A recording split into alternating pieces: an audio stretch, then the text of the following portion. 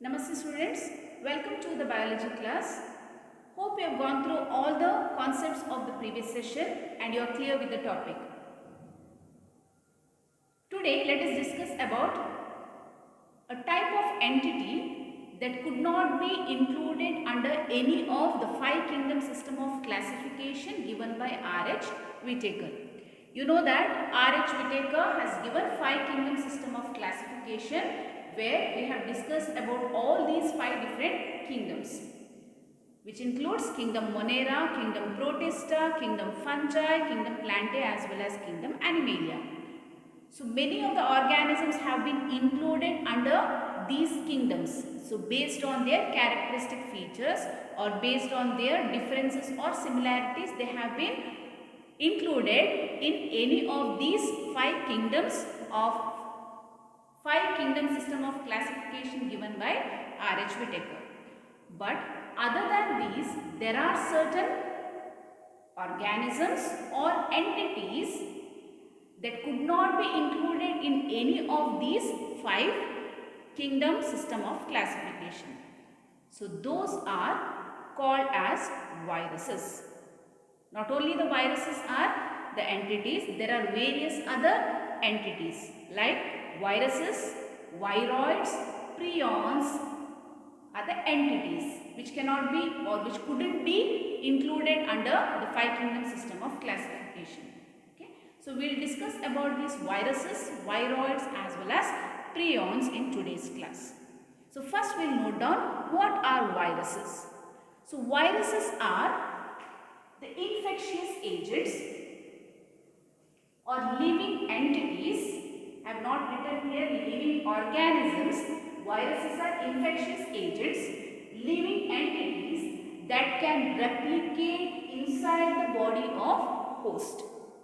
Note down the meaning clearly. Viruses are infectious agents.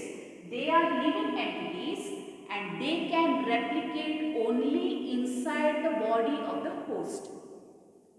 These viruses have both the characteristics of living organisms as well as non-living things.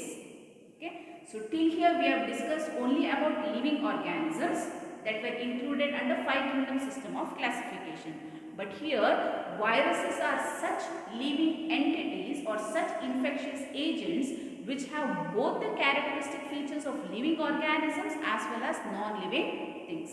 Let us note down some of those characteristic features of viruses.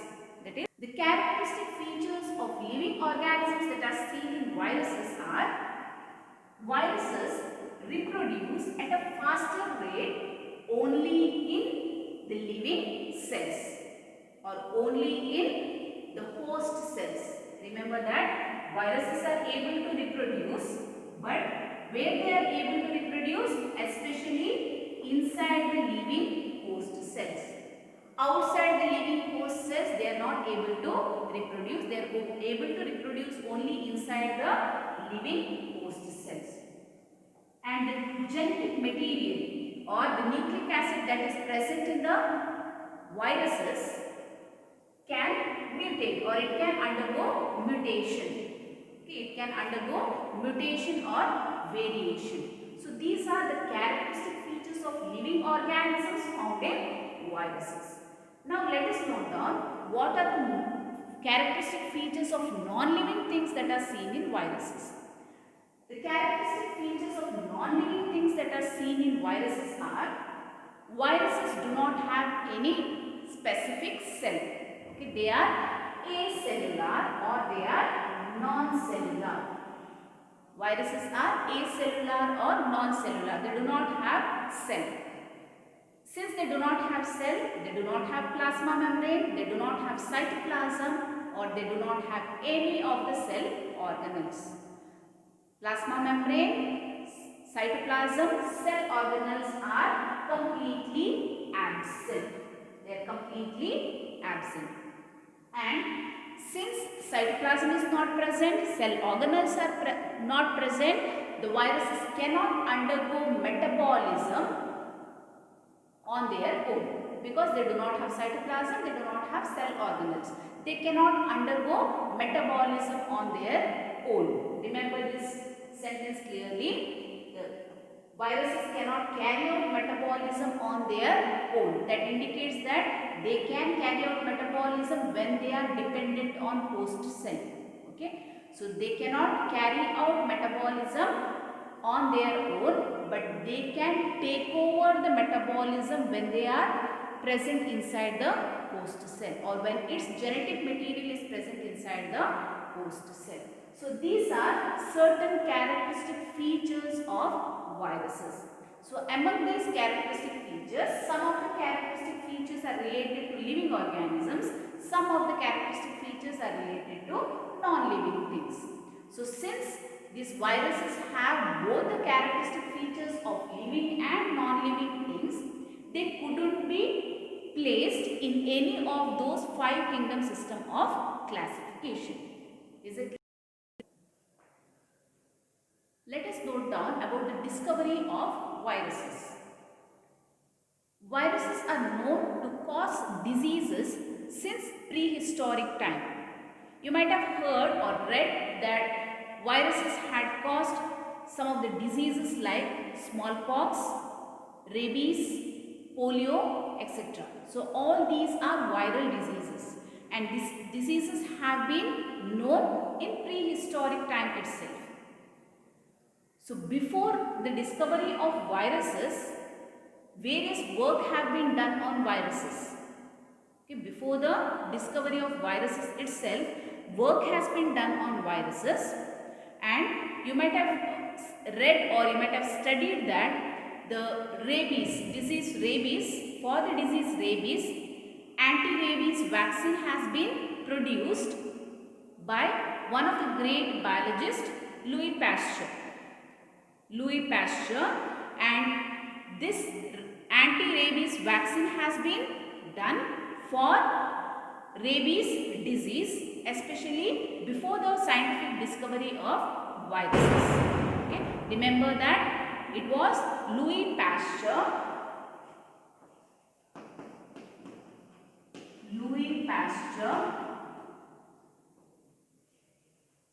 who has first produced the anti-rabies vaccine. Okay, anti-rabies vaccine for rabies disease. So this was done before the scientific discovery of viruses. So they had knew about the viruses, but scientifically it was discovered after 1892 or after 1890s. So now let us discuss about the scientific discovery of viruses. It was Dmitry Ivanovsky who has first observed that certain diseases were found in tobacco plants, and this disease were named as mosaic disease. Mosaic disease in tobacco plants. And he observed that there were certain causative organisms that caused mosaic disease in tobacco plants. Okay. So later on, when he identified these organisms and when he studied about these organisms, he found that these causative organisms, the causative organisms of mosaic disease of tobacco, they were smaller in size than the bacteria, that they easily pass through the bacteria-proof filters. So how did he find that they are smaller in size than the bacteria? They could easily pass through the bacteria-proof filters. Okay. So then he came to know that these organisms, causative organisms, were not bacteria, they were smaller than bacteria, and then he named them as viruses. So the term virus means poisonous. The term virus means poisonous. So meaning of viruses is poisonous or venom. The meaning of viruses is venom or poisonous.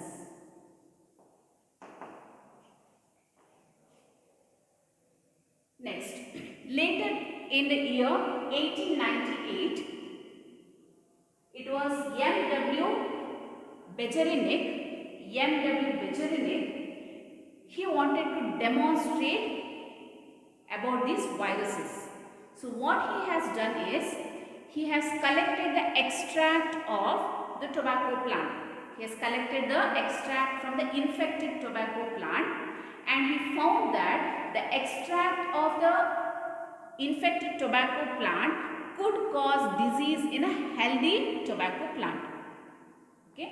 It was Jan W. Becherinek in the year 1898. He demonstrated that the extract that has been collected from the infected tobacco plant could cause disease in healthy tobacco plant. Okay. So he found that, or later on he stated that, or he called that particular fluids which could cause disease in a healthy tobacco plant as contagium vivum fluidum. He explained that fluid, or he called that fluid that could cause disease in a healthy tobacco plant as contagium vivum fluidum. So the meaning of this terminology, that is contagium vivum fluidum, is infectious living fluid. In 1935, it was W.M. Stanley who crystallized the viruses. Okay. He could observe the viruses under electron microscope. Remember that viruses cannot be seen with the help of, or viruses cannot be observed with the help of simple microscope. So viruses were observed under electron microscope. So it was W.M. Stanley who first observed the viruses under electron microscope, and he was the first to crystallize these viruses, and he stated that viruses could be crystallized. Viruses could be crystallized, and after crystallizing the viruses, he observed the crystals that has been crystallized, and in the crystals he found that there were large amount of proteins, and these crystals were largely made up of proteins. And he stated that the viruses remain inert outside their specific host. Viruses remain inert outside the specific host, and viruses behave as obligate parasites. They are the obligate parasites. So we have already come across the term obligate. What do you mean by term obligate parasite? In the previous sessions we have noted down this terminology, obligate parasites. Obligate parasites are those parasites which depend on the host for completion of their life cycle, right? So those organisms or any of the entities which cannot complete their life cycle without depending on the host are called as obligate parasites. So some of the characteristic features of viruses. Viruses are smallest entities. There are different types of viruses, or numerous types of viruses, and these viruses vary in their size as well as shape. Okay? Viruses are smallest entities. There are many viruses and they vary in size and shape. Viruses are inert and crystalline outside the host cell. We have already noted down that the viruses can be crystallized. Okay, so viruses are inert and crystalline outside the host cell. So such inert structures of viruses, inert crystalline structure of viruses outside the host cell are called as virions. So inert crystalline structure of virus found outside the host cell is called virion. So virion, viruses can be crystallized and they can be stored. Viruses can be crystallized and they can be stored. So the crystallized structure or inert structure of virus outside the host cell is known as virion. Viruses generally do not grow. They do not grow and they do not have cell, or they do not have cytoplasm or nuclear membrane, or they do not have Viruses do not grow, they do not have cell, they do not have cytoplasm or cell organelles. You know that they are acellular or non-cellular, so they do not grow. And viruses are found to be obligate parasites. As I have mentioned earlier, they are obligate parasites, and obligate parasites are those that depend on the host for completion of their life cycle. So without depending on the host, the life cycle of the viruses cannot be completed. So they are obligate parasites. And viruses do not undergo reproduction like other living organisms. So we have studied various types of reproduction or various modes of reproduction in other organisms.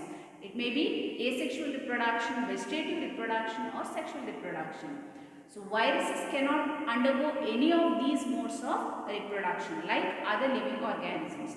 But they can increase in their number or they can multiply by taking over the host cell machinery. So what do you mean by take over the host cell machinery? You know that whenever the viruses infect the host cell, whenever viruses infect the host cell, when virus infects host cell,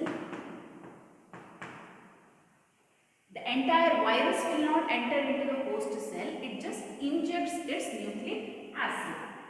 The virus just injects nucleic acid. It may be either DNA or RNA. Remember that both DNA and RNA are not present, either DNA or RNA will be present. So virus just infects the host cell and injects inside the host cell only the nucleic acid. Now only nucleic acid enters into the host cell. So this nucleic acid, which is now inside the host cell, it goes and binds to the nucleic acid of host cell. Okay? Nucleic acid now binds to nucleic acid of host cell. Nucleic acid of host cell. Now the viral nucleic acid, and write it in short, viral nucleic acid that has been bound to the nucleic acid of the host cell will control the nucleic acid of host cell. Only the viral nucleic acid will take over the control of the nucleic acid of the host cell. Now this viral nucleic acid, it makes the nucleic acid of the host cell to synthesize only virus particles. Synthesize only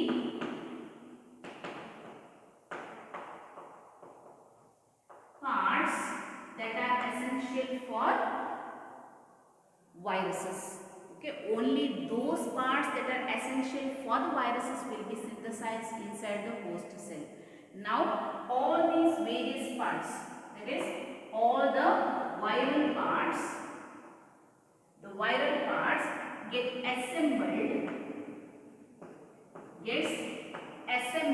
to form new virus particles.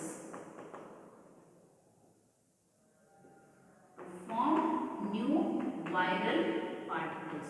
So numerous viral particles are formed. Now the host cell will be completely killed. Okay, host cell will be completely killed. Okay, so this is how the viruses take over the host cell machinery. So now let us discuss about the components of viruses. What are those components that are present in viruses? We have already noted down that viruses doesn't have any cell. They are acellular or non-cellular. They do not have cell membrane. They do not have cytoplasm, or they do not have membrane bound organelles. Okay. So these are not only membrane bound organelles, even the non-membrane bound organelles are also not present. Okay. So viruses doesn't have any of the cell organelles. They do not have cytoplasm, or they do not have cell membrane. But they consist of two of the components named genetic material and protein coat. Okay, so what are those two components present in viruses? Genetic material and protein coat. The genetic material present in viruses may be either DNA or RNA. You have to remember this very carefully. They do not have both the type of nucleic acids. They have either DNA or RNA.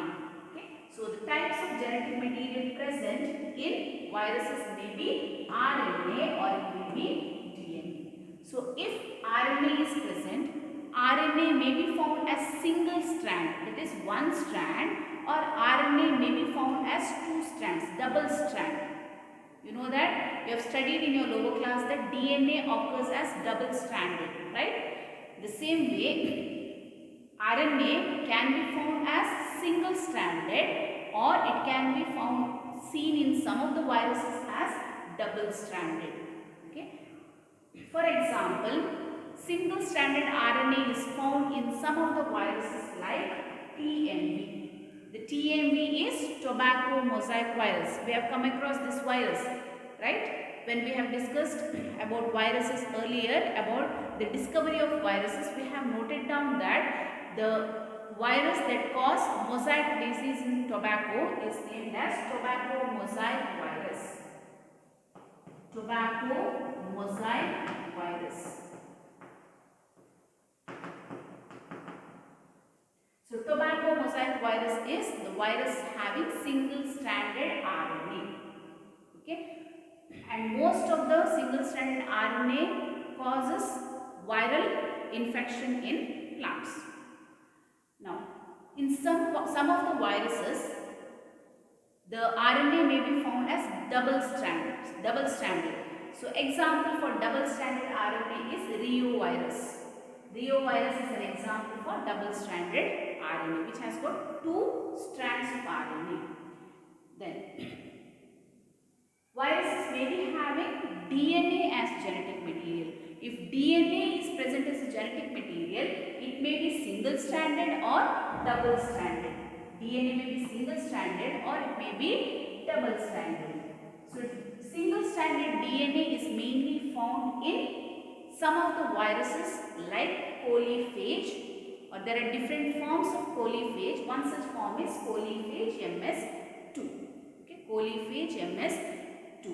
So, example for virus that has single-stranded DNA is coliphage MS2. Next, there are certain viruses with double-stranded DNA, two strands of DNA, nucleic acid having two strands of polynucleotide chain or DNA or double-stranded DNA. So, example for that virus which has got double-stranded DNA is bacteriophage. There are different types of bacteriophages. One such bacteriophage is T4 bacteriophage. Okay, there are T2 bacteriophages, T4 bacteriophages, lambda bacteriophages. So, different types of bacteriophages are there. One such example is T4 bacteriophage. And remember that most of the bacteriophages have got double-stranded DNA. Okay, they have got double-stranded DNA. So, bacteriophages are those viruses that infect bacteria. Remember that bacteriophages are those viruses that infect bacteria. They are generally called as bacteriophages. Okay. So, this is about the genetic material of viruses. So, viruses have either DNA or RNA as genetic material, but never both. You have to remember this very carefully. Viruses do not have both the type of nucleic acids as their genetic material. Okay, and if DNA or RNA is present, they may be found as single-stranded or double-stranded. Okay, now let us see about one more component of viruses. As I told, viruses have genetic material, and surrounding the genetic material there is a protein coat. Okay, around the genetic material there is a protein coat. So, this protein coat usually protects the genetic material of virus. Protein coat protects the genetic material of the virus. The protein coat of the virus is called capsid. The The protein coat of the virus is called capsid. Okay.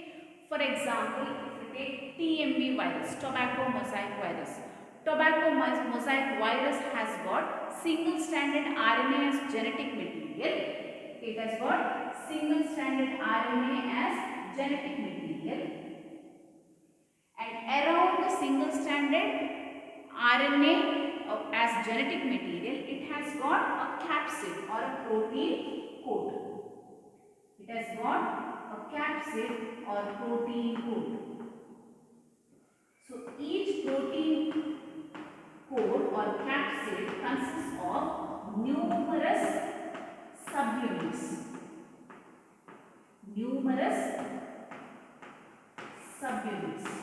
So these subunits are called capsomeres.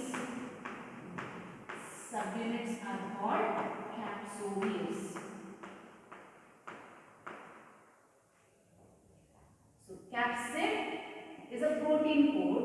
Capsid consists of numerous subunits known as capsomeres. In case of tobacco mosaic virus, they have got nucleic acid as single-stranded RNA. Single-stranded RNA is the nucleic acid. Around the single-stranded RNA, they have got capsomeres, numerous capsomeres. Generally, there are around 2130 capsomeres.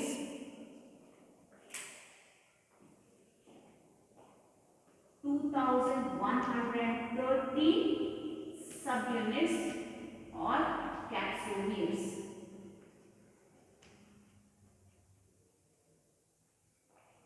Okay, 2130 subunits. So these subunits together form capsid. Okay, together form capsid. And the shape of the capsid may vary in different types of viruses. Okay, shape of the capsid varies in different types of viruses. So in some of the viruses, capsid may be helically formed. So there are different geometric forms of capsids in different types of viruses. In some of the viruses, the capsids or capsomeres may be helically arranged. In some of the viruses, the capsid may be arranged in the form of cuboid. In some viruses, it may be found in the form of polyhedrals. Okay, so capsid may be having different geometrical forms. It may be helically coiled. It may be cuboidal or polyhedral. Okay, so these are different forms of capsid or different geometrical forms of capsid based on the arrangement of the subunits known as capsomeres. So next, let us discuss about the structure of some of the viruses like tobacco mosaic virus as well as bacteriophage. Students, let us now study about the structure of tobacco mosaic virus. Tobacco mosaic virus is a rod-shaped virus which has a length of around 300 nanometer and diameter around 18 nanometer.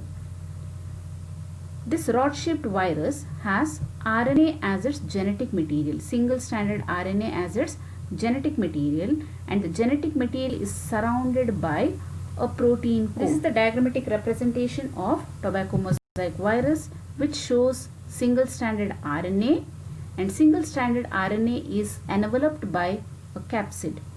The capsid consists of many subunits, and these subunits are known as capsomeres.